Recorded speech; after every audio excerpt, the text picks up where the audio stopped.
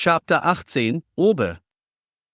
Vani Enyekevu took her to meeting and turned around, 10, Daniel's body fell to the ground. Turning again, he saw Daniel with a hole in his forehead, blood gushing out. 10 He felt a sharp pain in his left arm. Looking down, he saw blood coming out of his arm. Looking up, he saw a man with a sniper silencer shooting at them. Quickly and with great force, he took out one of his metal stars and threw it, hitting the man in the middle of his skull. He fell dead. He looked down to the his wounds. 10 looked up. Daniel said, I get it. Vani Enyekevu dropped to one knee. Just saw a vision. Teresa man niabi in some bushes. I will throw one star in the bush. I need you to throw 4 more stars 6 inches below where I throw, and I'm going to throw 4 more stars because I'm unsure if he's standing or kneeling, now. Vani Enyekevu shouted as he turned. He threw a star and heard an unfamiliar sound. 10 Daniel threw 4 more stars below where he threw, and he heard the sound again. 10 Vani Enyekevu threw his 4 and heard a long, silent cry. Go quickly, and get the rest. Vani Enyekevu pulled out the colt revolver he got from Jom and slowly walked towards the bushes. He saw a man unconscious, lying in his blood, barely breathing. Kicking the gun away from his body, marking sure he was out, he placed his foot on one of his wounds and pressed it down. It wasn't long before everyone was surrounding the area. Vani Enyekevu signaled that everything was all right. Daniel. Vani Enyekevu said. Yuri always seconds from finding your request. He looked at Jom as he continued, we need to get information out of this guy, Daniel. I need you to heal him just enough to find out who he is, what he wants, and who sent him. Daniel healed the most severe wounds with Jom and Jonathan tied the man up. On the teeth, Vani Enyekevu slapped the man to awaken him. How is it you tracked us? Said Vani Enyekevu. The man looked at his wound and asked, what happened? Vani Enyekevu slapped him again and demanded, how is it you tracked us?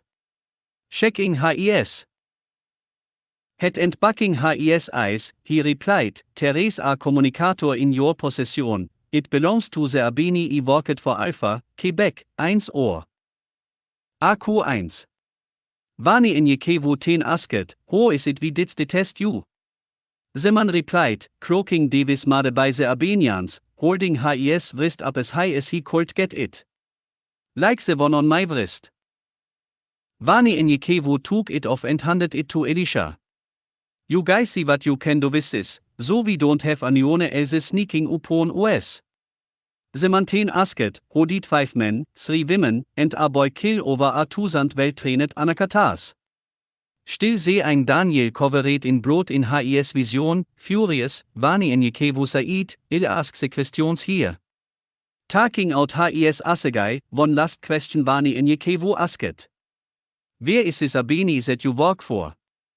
The stranger said, I don't know.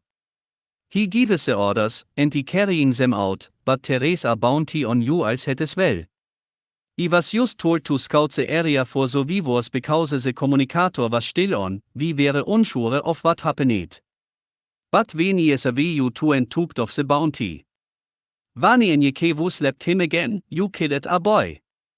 Confused, the man said, is there another one? Besides that one. For I have killed no one today, let alone a boy. I was aiming for you. Vani Enyekevu forgot it was a vision, but the fast said he. Would we killed him made him furious, and he charged at the man with the assegai. Vani Enyekevu, child of Sabaoth, made Obe a great warrior of Sabaoth. Vani Enyekevu remembered his vision and Obe's face, dropped the assegai, turned, and walked away, saying, we cannot harm him. Daniel. Heal him because he is a man of Sabaoth. Obe, still confused, asks, who is that man? And that voice, called me a child of Sabaoth. Daniel did not say a word. Jonathan walked toward him, saying, Mlezi was the voice, I think, and that is Vani in Yekevu of Louisiana, a warrior for the bout. Where the fuck you get, that we killed over 2,000 people? Before he could speak, Jonathan asked Obe, and who is it that a believer of the bout, Vakatilian etc., works for an Abeni? Obe said, first, I work for the Anakatas, and te work the Abeni, you will never see an Abenians get their hands dirty. Te will always have Someone taking care of their dirty work. Second, I have worked for them since I was a child. I don't really know much about the bout or my roots etc. Thinking about his childhood, Obe continued, all I know is when I was a child, man gave me this book. Pulling out an old torn Torah, and I have been reading it since I was a child, not really knowing why, I figured it had something to do with my family, so I kept reading it repeatedly, since the teen. But as far as the Anakatas, it was either eat or die, so I chose to eat. I have always been a good fisher, hunter, and tracker. And T made me a bounty hunter, an assassin. He was interrupted by Elisha, who was looking at the cloaking device. The distance on this thing is outrageous, and I believe I can make a closed network communicator for us now. Jonathan looked at Elisha, saying, it'll be easy to use our communicators without anyone monitoring or tracking it but us. Jom looked at Jonathan, oh, you said that last time. Don't you see who found us? Pointing at Obe. TSAV Vani in Yekevu walking back towards them before T could finish their conversation.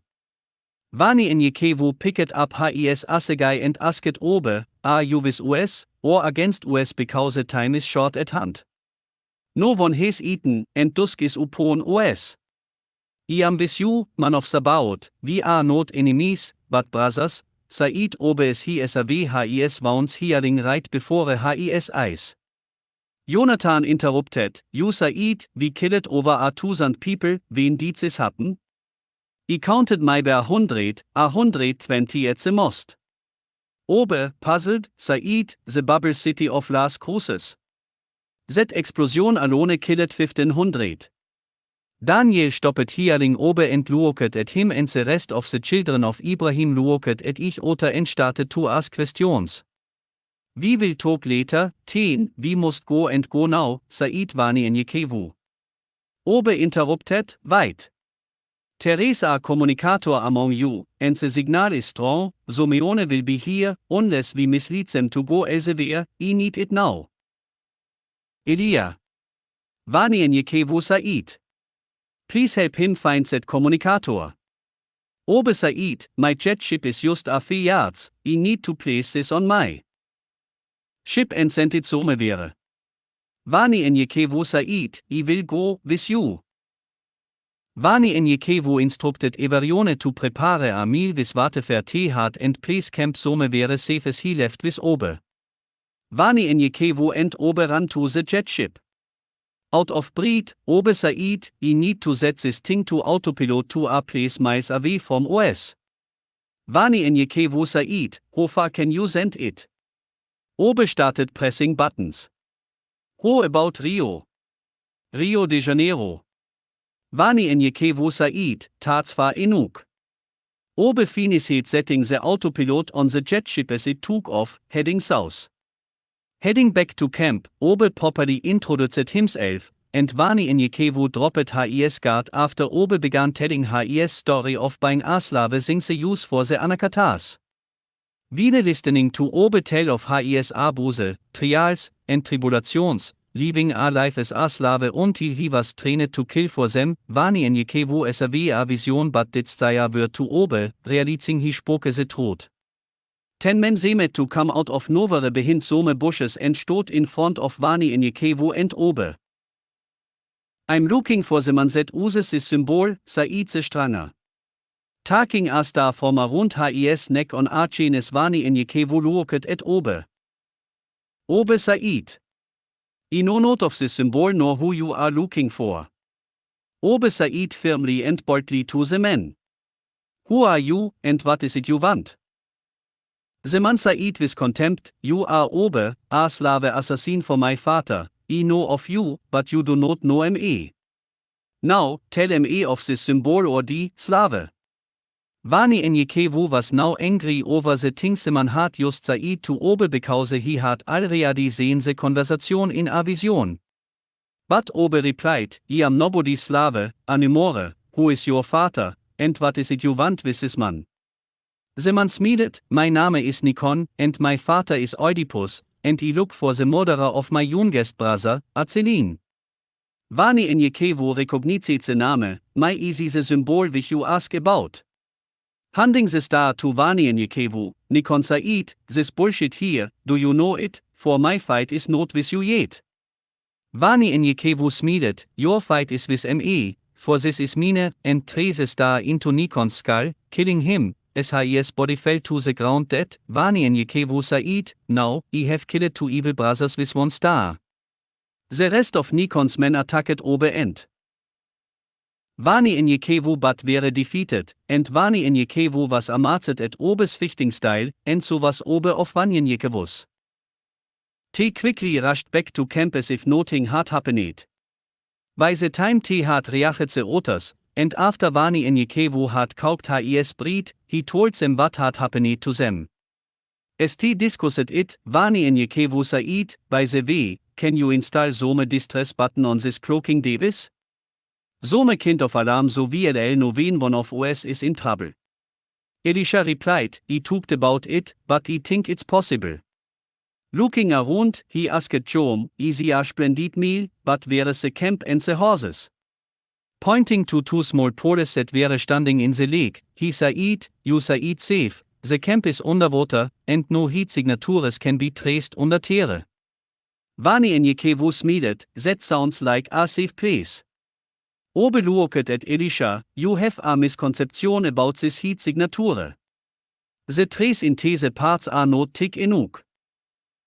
I took the water is a good idea, we might not be deep enough. However, it is a good idea. I will help you understand a lot of things I know as we travel together, but for now, you need to cover it with mud.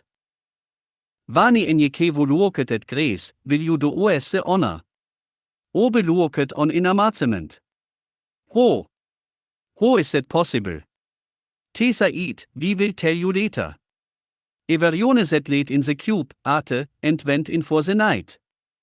Vani Enyekevu tells Grace, I know you are tired, but I need you to run about 100 miles south and return, dusting off your tracks. Grace left, and Vani Enyekevu was about to speak when Grace returned in seconds, Done. Vani Enyekevu shook his head, It's been a long and a busy day, etc. VLL sleep in for a little longer and get plenty of rest, we only have a half day journey to Silver City.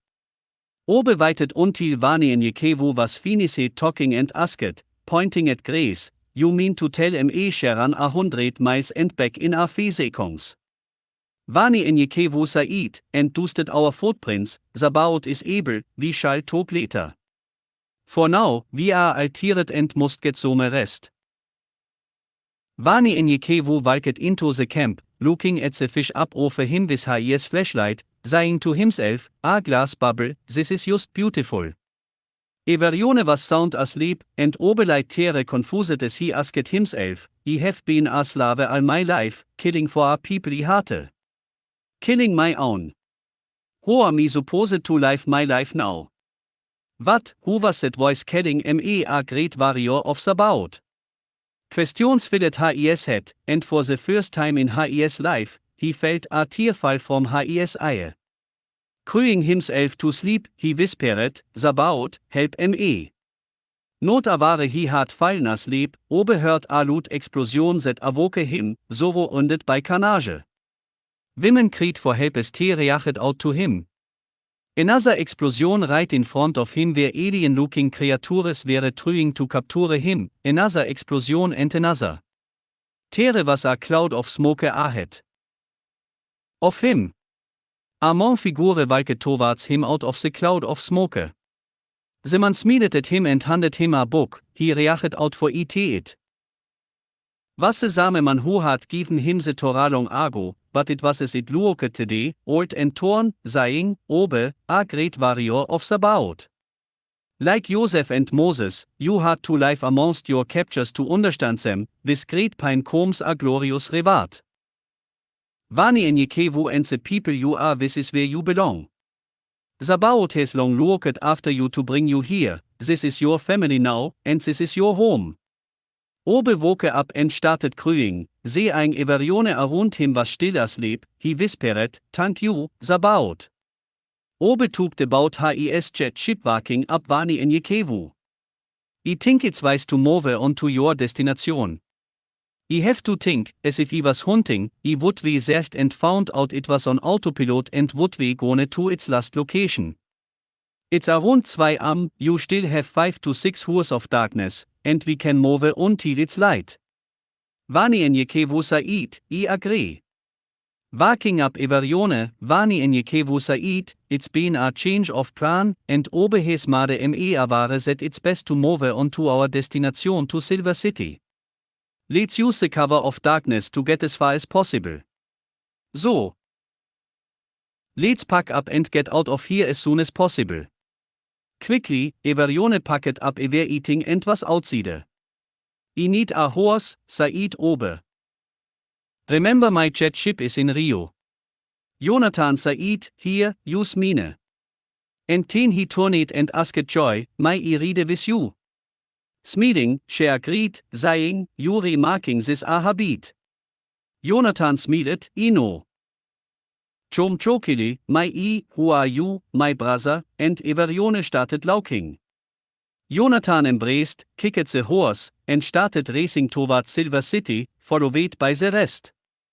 Right before daybreak, they had slowed down, for they had finally made to the outskirts of the town. There are plenty of trees we can use as cover located 2 miles south of us, Said Elisha. Vani en Yekevu Said, that is where we shall go. Heading towards the tree line, Vani en Yekevu observed the tree line, looking for movement of an ambush. Looking up, he sees an object hurtling down from the trees. EMP. Vani en Yekevu shouted. Obe, not knowing what was being Said, shouted, it is coming straight down from the sky too fast. We need to back up and fast. Everyone backed up a bit, and it slammed into the ground, sending dirt and debris everywhere, after the dust. That late, an enormous door, 50 feet in height, stood in front of them. The door slowly opened, and standing there on 2 horses, they looked at. Ich otter. Vani en Yekevu Said, I don't sense any danger.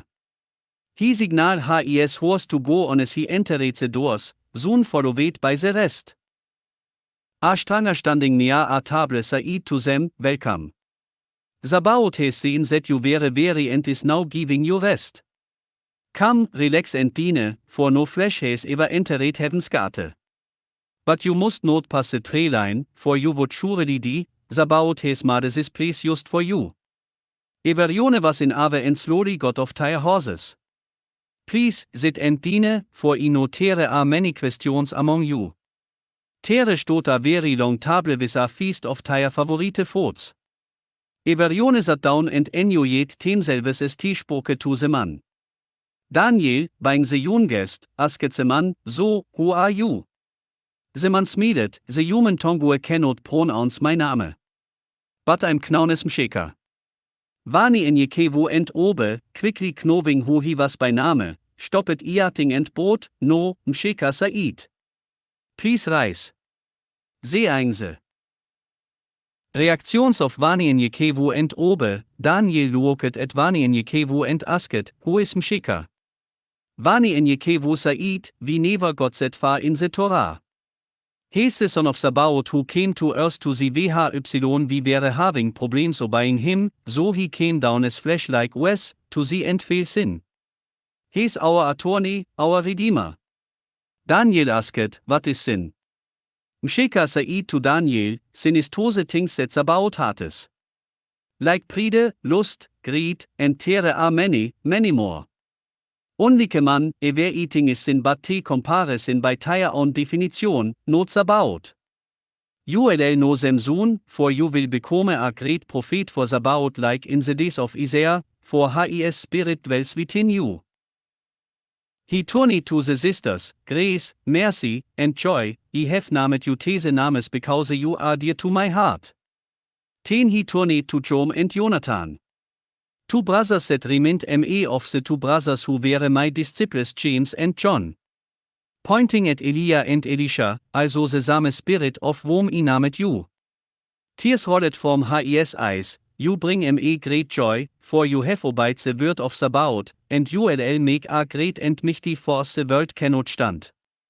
He stood up and said, Behold, Obe, your gift from Sabaoth shall be given, and no man will believe it, and vani en Jekevu an unwavering spirit, a frightful servant of Sabaoth.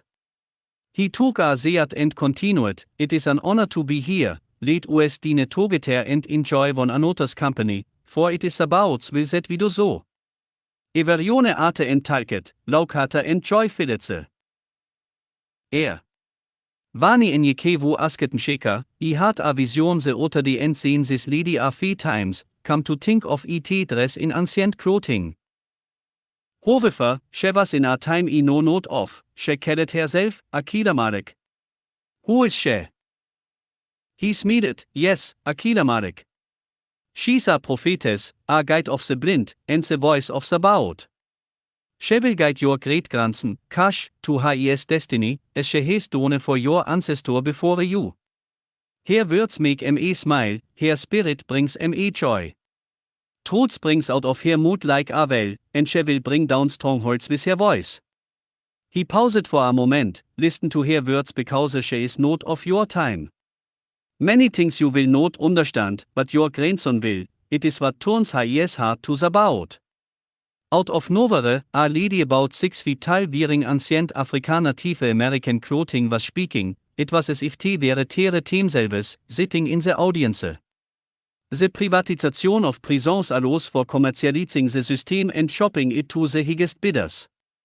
Contrasts are now given to build prisons to the most lucrative building contractors. What then? The selection of places to build the prisons or to acquire prisons already built and modify them. Of course, the South will be the primary region because more Vacatilians live here, and the chances of keeping the prison incarceration rate high with Vacatilians and minority prisoners are the greatest here. TNTLL go to the urban areas that also boast of having a large minority population rate and high crime areas. Rural areas in the south are now being served and maintained by revenues generated from prison labor and government loans and subsidies. Slavery is now legally reborn under a different name. But due to the depression, private prisons are losing revenue because of abandonment by their original investor, backers who are no longer making money off bodies in cells, as they also did and are now getting out of the business. This leaves the operators of these slave center with a cash flow problem. So, they are suing the status to get more money. This will lead, of course, to even two cases regarding the conviction of prisoners and the release of those locked up. What then? You will start seeing more crime dramas and movies designed to condition the mind to accept that we are all potential criminals who have to be ruled over by an elite group who know best and are more righteous than we. And demands for less leniency even for first-time offenders and children, as we have seen recently, judges sent to prison who sold kids down the river for millions in kickbacks. Daniel didst fully understand, but listened anywes msheka turned to him, you will understand and agree in due time, just listen, my son. As she continued. This is not about justice, not even closer to justice. It is about profits to the rich who exploit the lives and labor of their fellow humans, even and especially those who might not be violent criminals but simply made bad choices that hurt themselves more than others. These are the majority of your offenders. Sabaoth will have to intervene here, for humanity is no longer capable.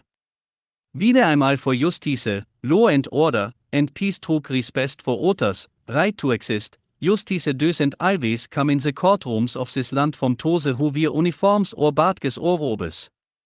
Sometimes it comes from everyday heroes and ordinary citizens who remember their brothers keeper. Sometimes it comes from those who realize that justice and law are not always on the same side. And sometimes injustices happen in the center of law by the hands of those who are supposed to represent both.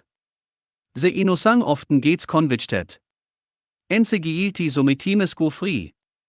Proof that money and profit is often the driving force in our criminal justice system is the dozens of cases where innocent people are known or found to be innocent when they are locked up, yet are forced to go through tons of red tape before they are set free. If prosecutors were as anxious to set the innocent free as they are to lock up the guilty, it would be a testament to the system's fairness. But often, the process is more important to defend than the people they invented it to protect. We seem to, in our society, have forgotten that because the something is allo doesn't make it right. The Transafrican slave trade and slavery was allo, it was neither moral, just, or right. Because the something is, doesn't mean it should be. Because the something is fast doesn't make it the truth.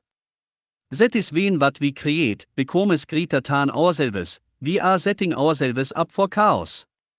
The framers of the Constitution said that laws are only to be maintained when they justly represent the will and interests of the people.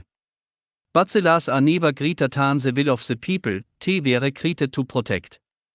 Nor are the people elected or hired to represent those laws. The voice of the lady faded out. Msheka ten said to Vani and Yekevu, your descendants heard her voice, and the spirit of Sabaoth healed their souls.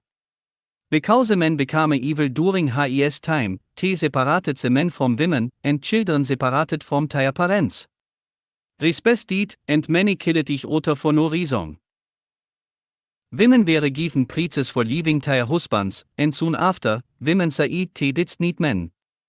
And the child was taken from their father and given over to the state to be raised as rebellious people. But her voice was the one crying in the wilderness. Grace was in tears. VHY has about allowed to cruelty to happen to his people. They have forsaken him and chosen another, like a hating wife, Msheka said. Only a handful were saved and returned to their first love, but they had to be punished for leaving in the first place, through the fire, for only fire purifies. But be of good cheer, because of their obedience, you were blessed. Ze lensed covered the room, and he finished his meal and said, enough for now, please eat and rest, for you must be on your way tomorrow. Te al talket amongst themselves all day, and Obe took a walk. Looking past the tree line. Vani and Yekevu SAV him and walked up to him. Obe turned and SAV Vani and Yekevu, smiling, he would be happy when he walk through the golden streets with no more pain, no more sorrow, and no more tears. Vani and Yekevu said, yes, just to be so close gives me chills. Obe turned to Vani and Yekevu, well, let's make about proud of us, and do his will. Vani and Yekevu and Obe returned to the tables and continued talking about their situation and eating TSAV that the until te finally fell asleep.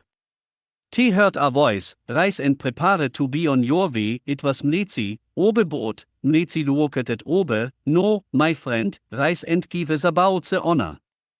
Vani and Yekevu looked at Obe. And Obe whispered, tat the old man that gave me the Torah al tose years ago. Mletsi continued, a week has passed since you left, tose who sake you are long gone and lost to your whereabouts. Prepare to the and stay at your location for a week, in which time Obe you must perform a holy joine and receive your gift. Joy whispered to Jonathan. Wie wäre only hier over nicht, ho has a week passed. Mletsi turned and smiled at Joy, time doesn't exist here. The large doorway opened, standing by the door as it opened stood Msheka, with a big smile, there will be times where you shall need my help, and only during pouring the deal will you be able to receive the full power of Sabaoth. Just say in Msheka's name, and he shall defeat your enemies before you. Mletsi grabbed Joy and Jonathan by the hands, Zabout is pleased to see your love for one another and has blessed it. He turned to Vani and Yekevu, and has given Vani and Yekevu approval to marry you too. Joy blueshead, and Jonathan smiled in embarrassment. Al wäre happy for the two as walked out of the large doorway.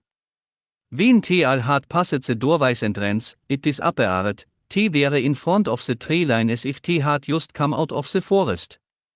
So, turned around, headed into the tree line, and Vani's head into the woods. Vani and Yekevu said, I will marry you too, after a week, after Obe's joine. Looking at Obe, you must perform your holy joine as well starting tomorrow morning. He raised his voice for everyone to hear. To everyone else, you may joine or do as you feel fit. And Al agreed to joine together with Obe the next day. Elisha and Jonathan walked on some of their equipment towards the wieder Elia, Vani and Yekevu, Daniel, and Joam went hunting, and the three sisters discussed the wedding. Obe lied on the ground thinking about what had just happened and drifted off to sleep.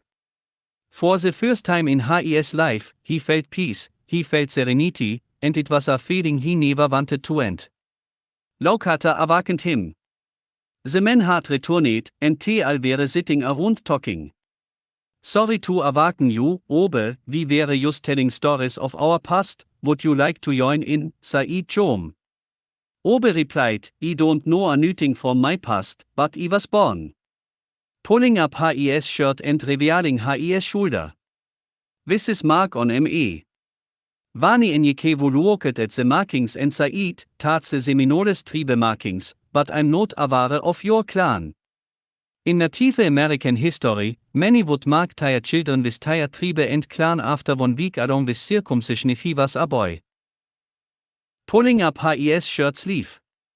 This is my tribe and clan. The Seminoles are mostly in Florida, but a few are scattered here and there. I think Oklahoma has a large population and a long history of them as well. I'm familiar with John Horse and the Black Seminoles. They created the largest haven in the South for runaway slaves during the 1800s. Led the largest slave revolt in US history, securing the only emancipation of rebellious slaves before the US Civil War. Formed the largest mass exodus of slaves across the United States and, ultimately, to Mexico. It amazed Obe at what Vani and Yekevu was telling him, how do you know all this? Vani and Yekevu proudly said, talked us as our history and just history period back at home. We know very little about technology but plenty about history. The elders spoke most of our old history in the past, because we did read over it was lost. So now we're eating is written because that history has been lost forever, since the European invasion. Talked all the and finally fell asleep, with all security measures intact.